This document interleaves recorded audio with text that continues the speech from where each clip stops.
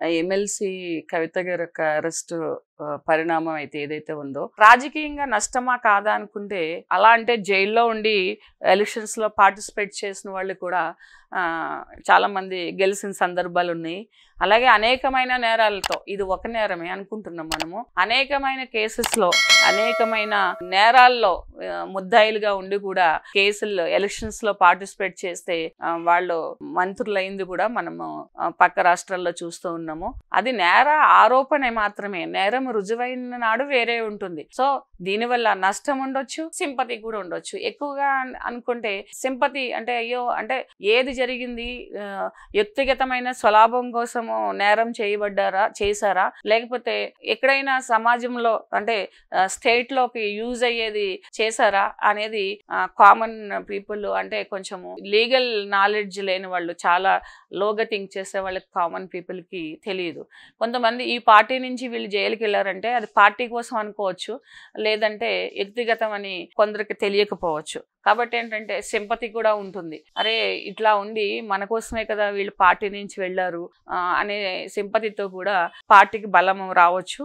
అలాగే కొంత నెగిటివ్ కూడా ఉండొచ్చు. ఎట్లా అంటే ఒక క్రైమ్ చేసి ఇది చేశారు, వీళ్ళు మనకి ఏం చేస్తారు అనేది అది చాలా తక్కువ మంది ఆలోచిస్తారు. ఎందుకనంటే పక్క రాష్ట్రాల్లో కానీ లేకపోతే ఈ పక్క రాష్ట్రంలో కానీ ఆ పక్క రాష్ట్రంలో కానీ చూసుకుంటే చాలా ఫైనాన్షియల్ క్రైమ్స్ జరిగిన వాళ్ళకి కూడా మినిస్టర్లు అవ్వడము, తర్వాత లాంగ్ రన్లో అంటే రాజకీయంలో ఉండడం, ఎక్కువ కాలం శాతం రాజకీయ నాయకులుగా చలమని అవడం అనేది మనకు తెలిసిన విషయాలు, చాలా మందికి తెలుసు.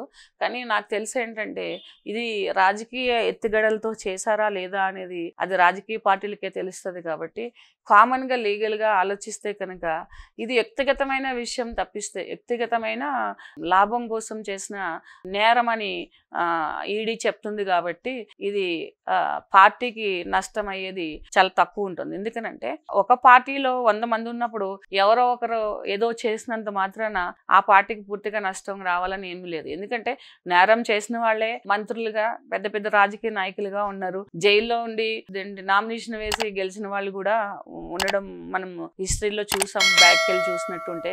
కాబట్టి ఎలిగేషన్స్ వేరు, శిక్ష పడి రావడం వేరు. ఇది ఎలిగేషన్ ఇనిషియల్ స్టేజ్ లో ఈ ఒక్క కేసులోనే కాదు ప్రతి కేసులోనూ కూడా ముద్దాయిగా ఆరోపణ చేయబడి ఉంటుంది తప్పిస్తే ముద్దాయిని నిర్ణయం చేసేది కాదు. అది కోర్టు ట్రయల్ అయ్యేది. కోర్టు విచారణ తర్వాత సాక్షులందరినీ విచారించిన తర్వాత అది ఎన్ని సంవత్సరాలు పడుతుందో మనం ఎవరని చెప్పలేము. అలాగే ఈమె ఎన్ని రోజుల్లో బయటకు వస్తారు ఇలాంటి నేరాలు ఆరోపించబడిన వాళ్ళు, జైలుకి వెళ్ళబడిన వాళ్ళు కూడా చాలా మందికి ఉంటుంది. ఎందుకనంటే అందులో ఆమె ఇప్పుడు ఒక కేసులో 10 మంది ఉంటే A1 A2 A3 అంటే ముద్దాయి నెంబర్ 1 2 3 4 అని ఉంటుంది.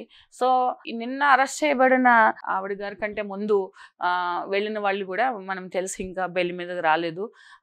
సో ఇది మాక్సిమం ఎక్కువ కాలమే పడుతుంది రావడానికి. చాలా మంది అనడం ఏంటంటే కామన్ గా అడుగుతుంటారు ఏంటంటే యూట్యూబ్ లో చాలా మంది ఏమంటారంటే ఇప్పుడు ఇంట్లో వాళ్ళు లేకపోతే ఒక రాజకీయ పార్టీలో ఉన్నప్పుడు ఆ పార్టీ ఇన్ఫ్లుయెన్స్ ద్వారా వాళ్ళు ఏం చేయలేరా, ఎందుకు ఆప్ చేయలేకపోయారు, ఎందుకని ఇది సాధ్యం కాలేదు, ఒక ఇంట్లో పర్సన్నే మనము ఇలాంటి ప్రాబ్లం వచ్చినప్పుడు సేవ్ చేసుకోలేనప్పుడు బయట వాళ్ళకి ఏం చేస్తారు, ఇంత పెద్ద పొలిటికల్ ఫ్యామిలీ అయ్యుండి ఈడీని ఎందుకుని వాళ్ళు స్టాప్ చేయలేకపోయారు, ఈ ప్రొసీడింగ్స్ అన్ని చేయలేక అని చాలామంది అనుకుంటారు. కానీ ప్రతి ఒక్కరు గుర్తుపెట్టుకోవాల్సింది ఒకటే, ఎందుకనంటే ఎప్పుడూ కూడా ఎవరైనా కూడా లీగల్గా అంటే ఎంత పవర్ ఉన్నా ముఖ్యమంత్రికి ఒకలాంటి ప్రొసీడింగ్స్ ఉంటాయి అంటే అరెస్ట్ చేసే విధానంలో, ఎమ్మెల్యేకి ఒకలాంటి ప్రొసీడింగ్స్ ఉంటాయి, అలాగే ఒక ఎంప్లాయీని అరెస్ట్ చేసినప్పుడు ఒకలాంటి ప్రొసీడింగ్స్ ఉంటాయి, ఒక కామన్ మ్యాన్ని అరెస్ట్ చేసినప్పుడు ఒకలాంటి ప్రొసీడింగ్స్ ఉంటాయి. అంతే తప్పించి ఆడవాళ్ళని మగవాళ్ళని చట్టానికి ఎప్పుడూ ఉండదు. అదే చిన్నపిల్లలని చాలా ఏజ్డ్ పర్సన్, వీళ్ళు ఏజ్ అయిపోయిన వాళ్ళు, అనారోగ్యంతో ఉన్నవారని వాళ్ళు ఎవరికి కోర్టు ఎగ్జామ్షన్ ఇవ్వదు. కావాలంటే చిన్నపిల్లలకు 16 ఏళ్ల లోపు వాళ్ళకి ఆ కోర్టులు ఉంటాయి. అలాగే పెద్దవాళ్ళకి సీనియర్ సిటిజన్స్ కింద ఏమీ ఎగ్జామ్షన్ ఉండదు. కాదంటే వాళ్ళని ట్రీట్ చేసే విధానం, వాళ్ళని ఇన్వెస్టిగేషన్ చేసే విధానం, ఇంట్రాగేషన్ అవన్నీ కూడా కొంచెము అంటే హార్డ్గా కాకుండా ఒక రెస్పెక్టబుల్గా ఉండొచ్చు. ఏజ్ని బట్టి వాళ్ళు ప్రీవియస్గా చేసిన ఉద్యోగం కానీ లేకపోతే పదవులను బట్టి కానీ ఉండొచ్చు. అంతే తప్పిస్తే వీళ్ళని చేయకూడదు, వీళ్ళని చెయ్యాలి, వీళ్ళకి ఏజ్ అయిపోయింది, వీళ్ళు 90 ఏళ్ళు ఉన్నారు కాబట్టి వీళ్ళని మనము అరెస్ట్ చేయకూడదు, లేకపోతే వీళ్ళు ఆడవాళ్ళు కాబట్టి వీళ్ళని చేయకూడదు అని ఉండదు. 6 తర్వాత ఇల్లీగల్గా అంటే without any registration of the case, registered చేయకుండా కేసు ఏదో ఇంట్రాగేషన్ పేరుతోనో లేకపోతే ఎంక్వైరీ పేరుతోనో లేకపోతే ఏదైనా సాక్ష్యం ఇవ్వడానికి పేరుతోనో ఆడవాళ్ళని పోలీస్ స్టేషన్లో కూర్చోబెడితే నేరము.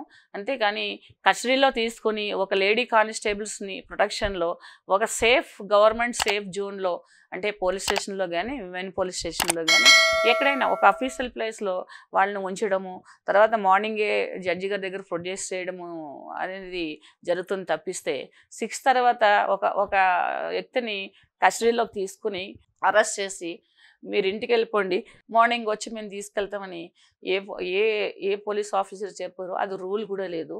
సో వాళ్ళని సేఫ్ జోన్లో ఉంచాలి, ఆడవాళ్ళ మధ్యన ఉంచాలి. వాళ్ళకి హెల్త్ ఏదైనా ప్రాబ్లం అయితే డాక్టర్కి చూపించాలి.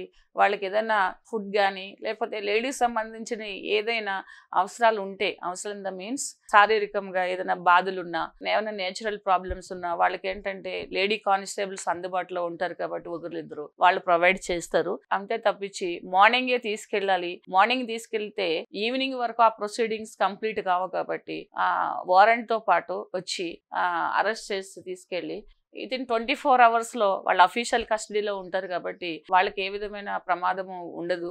అంటే ఎవరైతే కస్టడీలోకి తీసుకున్నారో వీళ్ళంతా సేఫ్గా తీసుకెళ్ళి గవర్నమెంట్కి అదే జడ్జి గారికి అప్పచెప్పడం వరకు వాళ్ళ డ్యూటీ అయిపోతుంది.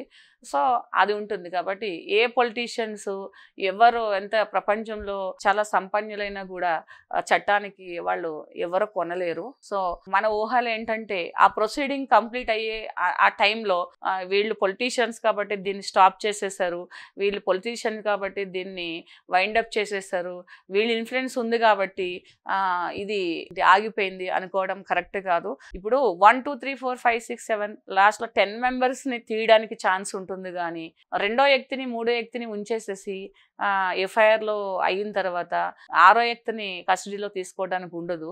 ఎందుకంటే ఒకసారి ఎఫ్ఐఆర్ అయిన తర్వాత ప్రాపర్ ఇన్వెస్టిగేషన్ చేస్తే వాళ్ళని ఏ స్థానం ఏ నెంబర్లో పెట్టాలనేది అది పోలీస్ ఆఫీసర్స్ అంటే ఈడీ వాళ్ళు నిర్ణయించుకొని చేసుకుంటారు.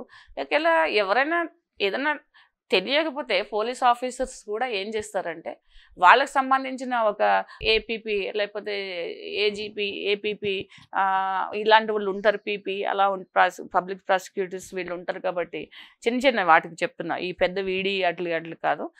వాళ్ళు ఈ కేసులో ఎలా చేయాలని చెప్పేసి వాళ్ళు అక్కడి నుంచి అడ్వైజ్ తీసుకోవడం ఆ విధంగా చేయడం జరుగుతుంది. ఎందుకంటే అన్నీ అందరికీ తెలియదు కాబట్టి, అంటే తెలుసుకోకుండా ఏమీ చేయరు అని చెప్పడం జరుగుతుంది అనమాట.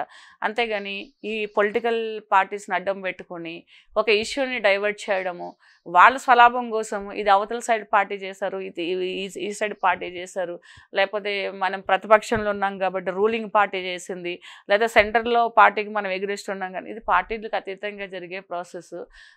సుప్రీంకోర్టు కానీ జ్యుడిషియరీ అనేది డిఫరెంట్.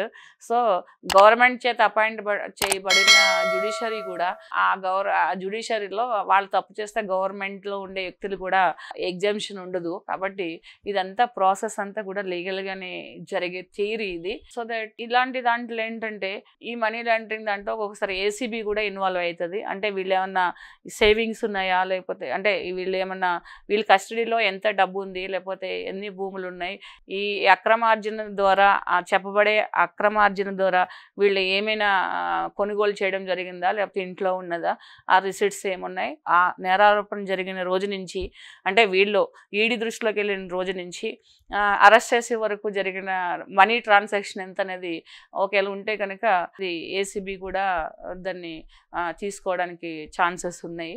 సో ఇలా జరుగుతుంది.